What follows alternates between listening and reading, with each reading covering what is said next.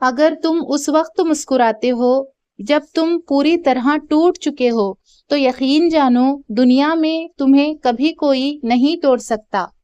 شاید تمہیں وہ چیز ناگوار ہو جو تمہارے لیے اچھی ہو، اور شاید تمہیں وہ چیز پسند ہو جو تمہارے لیے بری ہو۔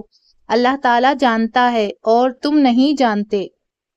ایک دن سونے نے لوہے سے کہا، ہم دونوں ہی لوہے کی ہتھوڑی سے پٹتے ہیں، پر تم اتنا چلاتے کیوں ہو؟ لوہا جب اپنا ہی اپنے کو مارتا ہے تو درد زیادہ ہوتا ہے۔ اگر تم اپنے رب پر بھروسہ رکھتے ہو تو یہ جان لو کہ تمہارا رب اس بھروسے کو کبھی ٹوٹنے نہیں دے گا۔ دنیا میں خوبصورت دل تلاش کرو، چہرے نہیں، کیونکہ خوبصورت چہرے تو بہت ہیں لیکن خوبصورت دل بہت کم ہیں۔ محبت کبھی خاص لوگوں سے نہیں ہوتی، جن سے ہوتی ہے وہی خاص بن جاتے ہیں۔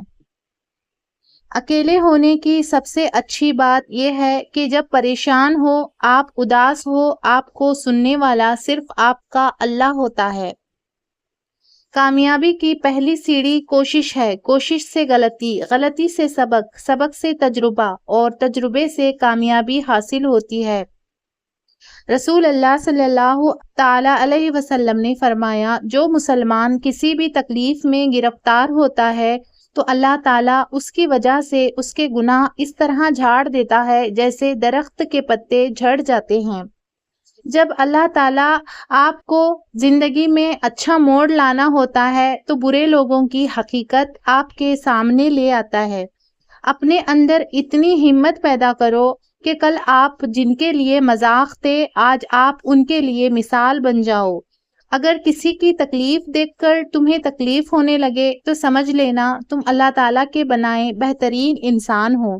بہترین رشتہ وہ ہے جو آپ کے عیب جان کر بھی آپ سے تعلق ختم نہ کرے، اور بے شک یہ رشتہ آپ کا اللہ تعالیٰ کے علاوہ کسی سے نہیں۔ مشکلات ہمیشہ بہترین لوگوں کے حصے میں آتی ہے کیونکہ وہ اس کو بہترین طریقے سے انجام دینے کی صلاحیت رکھتے ہیں۔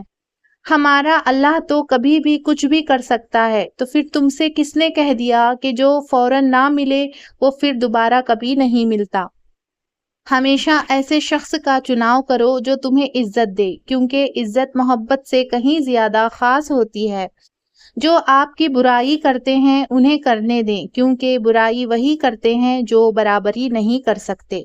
دکھ، درد، تکلیف اگر اللہ تعالیٰ کی ناراضگی ہوتی تو یہ نبیوں کو نہ ملتی۔ یہ نعمت ہے جو اللہ تعالیٰ کا راستہ دکھاتی ہے۔ جب اللہ چاہتا ہے کہ کسی بندے سے دوستی کرے تو اس کی زبان پر اپنا ذکر اور دل پر اپنی فکر کے دروازے کھول دیتا ہے۔